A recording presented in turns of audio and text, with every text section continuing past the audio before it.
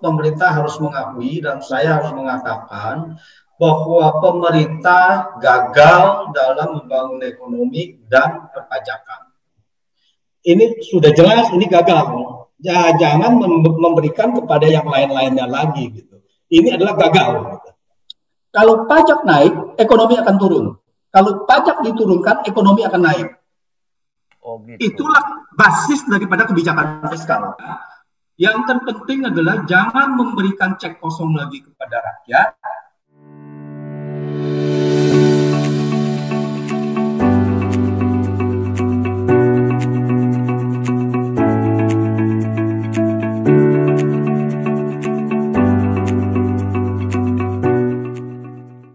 Pak Antoni Budiawan ini pakar kita ini. Pak Budi, tadi sudah dengar ya keterangan dari Komisi 11 ya.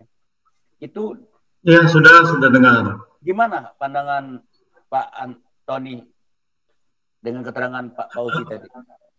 Terima kasih Bang Bursa, Bang Fauzi dan kawan-kawan.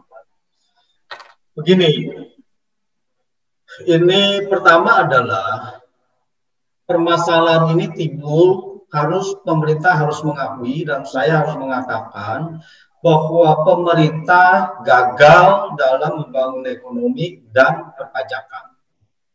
Ini sudah jelas, ini gagal. Ya, jangan memberikan kepada yang lain-lainnya lagi gitu. Ini adalah gagal. Gitu. Apalagi kalau saya dengar bahwa pemerintah tidak ada basis pajak yang tepat gitu. Bagaimana mau memerintah kalau tidak ada data? Artinya bahwa saat ini ngapain aja gitu kan? Sri Mulyani di sana Menteri Keuangan udah dari tahun 2005, masih tidak ada basis data yang benar. Itu pertama. Terus kedua, kenapa ini gagal? Kenapa ini dibuat jadi alasan?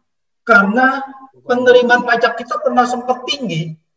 Tahun 2008 penerimaan pajak kita, rasio pajak itu 13,3%. Zaman Pak Harto itu lebih tinggi lagi gitu. Jadi apa yang dikatakan tidak ada basis pajak itu apa? Kita pernah mencapai tinggi, kecuali bahwa saat dulu adalah kita rendah, sekarang kita mau naikkan nggak bisa. Gitu. Tapi ini adalah turun gitu. Nah, ini yang perlu digarisbawahi bahwa pemerintah ini gagal dan kegagalan ini salah satunya kalau saya lihat tadi juga dikatakan oleh Bung Fauzi bahwa kita punya rasio pajak jatuh terus. Sehingga rasio kita ini tadi ya sekarang pertambangan dan sebagainya tidak bayar pajak karena dari 2015 sampai 2019 pemerintah ini foya-foya memberikan insentif pajak. Banyak sekali pajak-pajak yang diberikan insentif kepada korporasi, diberikan kepada yang katanya mau investasi, ya itu semuanya dividen kalau masuk ke korporasi kemudian tidak kena pajak dividen kalau holdingnya adalah korporasi, sehingga ini sudah terjadi pemborosan. Saya katakan pemborosan karena apa yang ingin dicapai sebagai pertumbuhan ekonomi itu tidak tercapai. Jadi insentif pajak yang kalau diberikan insentif, kalau tercapai maka pertumbuhan ekonomi akan meningkat. Dan pertumbuhan ekonomi akan meningkat, peningkatan pajak lagi. Itu kan intinya daripada insentif pajak. Nah, sekarang insentif diberikan, itu semuanya tidak terjadi gitu. Sehingga terjadi pemborosan sebelum pandemi, itu rasio pajak sudah menjadi 9,8%. Jadi sudah di bawah 10% gitu. Nah, untuk peningkatan pajak, ini kan sangat luar biasa. Untuk meningkatkan pajak itu memberikan tax amnesty. Ini sangat luar biasa. Meningkatkan pajak untuk mengakomodir uang-uang yang tidak legal. Hanya untuk menambal gitu. Nah ini yang sebetulnya ini yang menciderai mengenai keadilan dari masyarakat. Dan itu pun gagal. Jadi pemerintah sewaktu mengadakan tax amnesty mengatakan rasio pajak pada akhir 2019 diharapkan bertumbuh menjadi 14,6%. Tapi realisasinya 9,8%. Apa jawabannya? Apa pertanggungjawabannya? Tidak ada. Tidak ada sama sekali pertanggungjawaban kepada masyarakat. Masyarakat sudah diikut tax amnesty yang tidak ada kaitannya dengan tax amnesty karena rumah-rumah yang ada di Indonesia harus dimasukkan ke dalam SPT yang sebelumnya tidak perlu, dan itu harus bayar laporan aset. Berapa banyak itu? Dari sekian banyak itu adalah pendapatan dari dalam negeri. Nah, ini yang mencederai, sangat mencederai mengenai keadilan begitu. Nah, di sini tidak disinggung, tidak ada permintaan maaf kepada masyarakat. Sekarang mau lagi dimasukkan kepada tax amnesty jilid 2. Di mana keadilannya? Bahwa di sini ada lagi tax amnesty jilid kedua gitu. Artinya ada beberapa yang diantisipasi yang belum bayar pajak, tetapi diampuni cuma bayar sekian persen. Oke, sekarang katanya akan menjadi 25% kalau investasinya ke surat berharga negara didiskon lagi dari 25% menjadi ke 15%. Jadi investasi itu sudah menjadi untuk stimulus untuk memberikan surat utang negara. Jadi surat utang negara efektif adalah jauh lebih tinggi pembayaran bunganya kalau kita memperhitungkan dengan diskon yang tadi 10%. Nah, jadi selama ini rakyat diberikan semacam janji-janji kosong, narasinya bagus. Yang saya katakan adalah dikasihkan cek kosong. Setelah itu berlangsung, dilupakan. Jadi janji ini dilupakan dan tidak terrealisasi, sekarang mau dilanjutkan. Dan kegagalan ini adalah yang menanggung sekarang rakyat. Sekarang dengan defisit sedemikian besar, dengan rasio penerimaan pajak turun sedemikian dalam, dengan rasio bunga terhadap PDB sudah mencapai 2% lebih, penerimaan kita pada kuartal 1 2021, rasio pajak itu hanya 7,3%. Di dalam 7,3% itu, kita harus bayar bunga 2%. Nah, disinilah bahwa kegagalan ini adalah di situ. Nah, sekarang dengan kegagalan ini, sepertinya pemerintah tidak bisa tidak untuk meningkatkan pajak, dan yang paling gampang dan tidak bisa terhindarkan juga, yaitu PPN. PPN langsung kita belanja, langsung dikenakan. Alasan bahwa PPN untuk dibedakan antara premium dan tidak premium itu adalah sesuatu yang menurut saya less dan chaos. Bagaimana kita sekarang beras, kita mau bagi berapa banyak, HS code kita berapa banyak. Tidak ada beras di HS code-nya akan menjadi premium atau beras biasa. Beras ya beras umum. Anda mau jual 10.000, 15.000, 20.000 dengan produk differentiation, itu terserah. Bagaimana menciptakan itu? Namanya ini barang kena pajak. Apa barang sama atau barangnya beda? Barang premium. Pajak komersial. Misalkan kita bilang bahwa pendidikan komersial. Apa bedanya pendidikan komersial swasta dengan pendidikan di negara? Satu barang, satu jasa itu. Bagaimana memberikan diskriminasi itu? Jadi tidak bisa itu, Bang Bursa. Itu sangat akan terjadi chaos. Secara teknis hampir tidak mungkin dilakukan, kalau saya katakan. Apalagi sekarang katanya bahwa kita punya, untuk hal data pajak aja kita tidak ada. Apa kita mampu melakukan hal ini? Kalau pengakuannya adalah data pajak itu tidak benar. Tidak ada. Jadi ini semuanya adalah alasan yang terpenting adalah menurut saya ini adalah sudah terjadi kegagalan, harus diakui. Bagaimana solusinya? Yang terpenting adalah jangan memberikan cek kosong lagi kepada rakyat. Sekarang kalau ditanya, berapa PPN yang mau diambil? Oke, itu tergantung dari nanti apakah 5%, 10%, dan sebagainya. Tapi kan ada target. Apakah targetnya mau mengambil 150 triliun, 300 triliun? Bagaimana kita menyusun sesuatu kebijakan yang penting ini tidak ada target? Saya hitung, kalau yang 10% dijadikan 12% seperti yang beredar, dan pendidikan dikenakan dengan tarif yang rendah, PPN yang dihasilkan antara 150 triliun sampai 300 triliun. Saya bisa menghitung, bagaimana pemerintah tidak bisa menghitung. Nah, kalau itu 150 triliun, artinya masih banyak kurangnya. Artinya itu 1% dari PDB. Kalau 300 triliun, artinya 2% dari PDB. Dan konsekuensinya, ini saya garis bawahi Bang Bursa, konsekuensinya pajak itu mempunyai korelasi negatif dengan pertumbuhan ekonomi. Benar ya? Kalau pajak naik, ekonomi akan turun. Kalau pajak diturunkan, ekonomi akan naik. Oh, gitu. Itulah basis daripada kebijakan fiskal. Begitu ekonomi mau masuk resesi, stimulus. Benar nggak? Untuk meningkatkan ekonomi. Begitu ekonomi kepanasan, lalu kemudian pajak dinaikin bersama dengan moneter, suku bunga dinaikkan. Ya.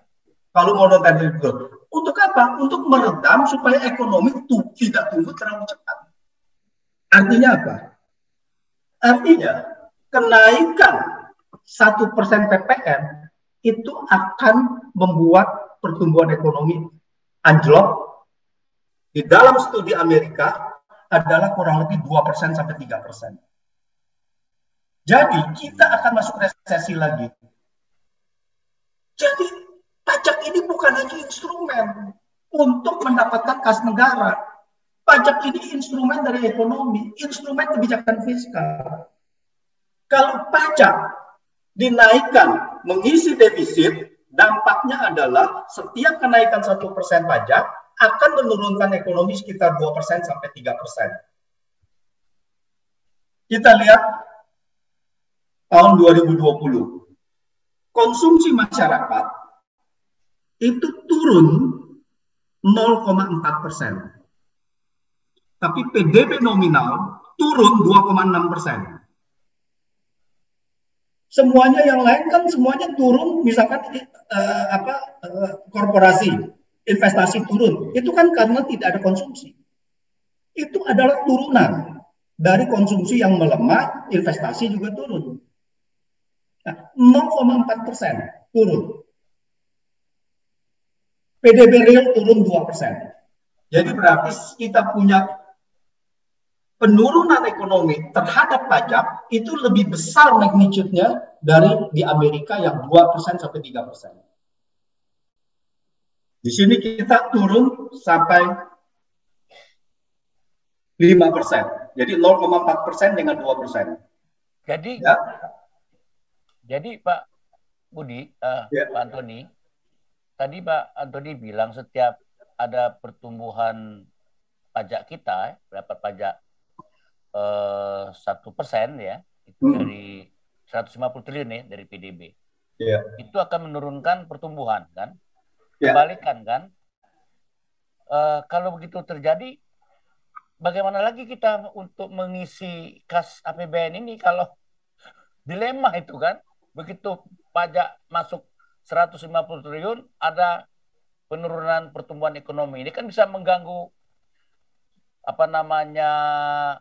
transformasi ekonomi kita, terutama dalam rangka tenaga kerja, dalam rangka income per kapita. Gimana itu bisa terjadi? Gimana cari uang lagi untuk APBN kita? Nah, itulah yang saya harus garis bawahi, bahwa pemerintah harus berani untuk mengeluarkan analisa itu. Jangan sekarang hanya bermain-main dengan hal yang seperti begini, dengan enak aja bahwa ini uang pajak dinaikkan lalu untuk mengisi kas, tapi dampaknya saya mau dengar pemerintah memberikan dampak itu apa? Apakah sudah menghitung dampak itu sampai di situ? Nah, ada jalan keluarnya selain di ngeruk pajak ini? Ya, sekarang yang tadi saya katakan Hutang kan banyak kalau hutang lagi. Bahwa sekarang seperti yang saya katakan, bahwa dalam tempo ini utang salah satu adalah wujud untuk itu. Karena apa? Karena tahun 2020 akan kontraksi. Artinya begini, ini kita kan ada dalam satu ekonomi. Ekonomi ini kalau utang namanya 1.000 triliun, uang kan tiba-tiba kan 1.000 triliun masuk. Ini kan stimulus. Sekarang 1.000 triliunnya kita tidak mau 1.000 triliun. Kita mau yang di dalam ekonomi yang menyumbang 300 triliun misalnya, jadi yang 1.000 triliun dikurangi 300 triliun, jadi 700 triliun. Itu kan namanya kontraksi. Karena yang 300 triliun sudah ada di dalam ekonomi. Stimulus itu adalah dari luar ekonomi. Makanya ini adalah utang. Makanya saya katakan bahwa untuk menambal defisit, ini akan memberikan kontraksi sampai 2-3%. Karena ini terjadi kontraksi dari tadi yang utang dikurangin. Nah, sekarang kalau dia mau bagaimana untuk itu, sekarang dapat dari dana yang tidak dikonsumsi. Itu siapa? Nah, ini kan yang harus dikoreksi. Kebijakan yang itu waktu tidak berhasil, kebijakan gagal kan harus dikoreksi. Misalkan paket kebijakan 1 sampai paket kebijakan 16, yang mana memberikan insentif yang tidak berhasil, tetapi dinikmati oleh perusahaan itu. Ya, insentif perpajakan. Nah, sekarang korporasi diturunkan ya dari 25% menjadi 22%, dan nanti akan menjadi 20%. Pertanyaannya adalah sampai sejauh mana korporasi meningkat? Apa benar ada reinvestasi? Itu kan yang perlu dianalisa. Jangan kita bilang kebijakan ini tidak berhasil, kita teruskan lalu kita mengambil kebijakan yang bakalan kontraksi lagi. Nah, ini yang harus dikoreksi dulu. Berapa penurunan pajak yang dulu kita dapat, yang dulu kita memberikan insentif, itu yang harus diambil lagi. Atau begini, kita mesti memiliki target sebetulnya berapa lagi uang dari pajak mau kita ambil, begitu? Harus dirumuskan begitu? Bukan hanya uang dari pajak, tetapi benar uang dari pajak, tetapi yang tidak mengganggu ekonomi. Apa itu? Kan hutang kan sekarang PPN sembako itu kan dari rakyat, otomatis konsumsinya yang tadi 1.000 dikurangin kalau adanya 10% naik, otomatis kan sekarang cuma bisa 900. Jadi secara itu kan turun, secara real. Betul. Secara barang kan turun, secara pajak kan turun gitu. Karena ekonomi di masyarakat ya segitu. Tidak bisa lebih. Ekonomi itu semua ada, yang disimpan uang di masyarakat itu sudah terukur, dan kita bisa baca laporannya itu ada di Bank Indonesia. Jadi kita kan lagi pandemi. Ini Pak Antoni ya. Dilema sekali kan. Kita mau mengatasi pandemi, nggak ada duit. Tinggal lagi kan cara hutang atau memperluas basis pajak, kemudian atau wajib pajak. Sementara untuk memperluas wajib pajak ini kan orang juga kan nggak ada produksi, banyak usaha mati, macam-macam. Dilema betul ini. Jadi gimana lagi ngatasi kekosongan, kekurangan defisit kita ini? Hutang kan masih harus hutang. Begini, bahwa ini dilema adalah sebetulnya tidak terlalu dilematis juga. Dalam arti bahwa pemerintah ini sudah harus ini dulu bahwa ini gagal dan kita punya kebijakan adalah gagal dan harus mencari kebijakan yang lain. Kebijakan gagal itu dikoreksi dulu. Nah, sekarang dihitung kebijakan kalau ini dikoreksi berapa? Misalkan dividen, jangan dianggap yang kalau ke holding itu tidak bayar. Sekarang kan kita bisa hitung berapa pajak dividen, berapa profit. Nah, dari 25% ke 20%, kita punya PDB. Susunan kita punya PDB, itu anggap saja 15 triliun. 15 triliun itu sekitar surplus dari perusahaan, itu sekitar 2/3. Anggap aja 50%. Berarti 7.500 triliun adalah surplus dari perusahaan. Berapa potensi pajak yang dari perusahaan? Itu semuanya bisa dihitung. Nah, sekarang saya heran kalau pemerintah tidak bisa menghitung itu. Lalu mengatakan bahwa kita tidak ada basis pajak. Menurut saya ini kecelakaan besar. Kalau pemerintah sampai mengatakan bahwa kita tidak ada basis pajak yang benar, ini kecelakaan. Ya, atau ini alasan, makanya saya katakan bahwa saya tidak percaya tidak ada basis pajak. Makanya saya katakan itu adalah kecelakaan besar kalau mengatakan begitu. Karena itu jangan dibuat ini sebagai alasan gitu, karena alasannya tidak masuk akal.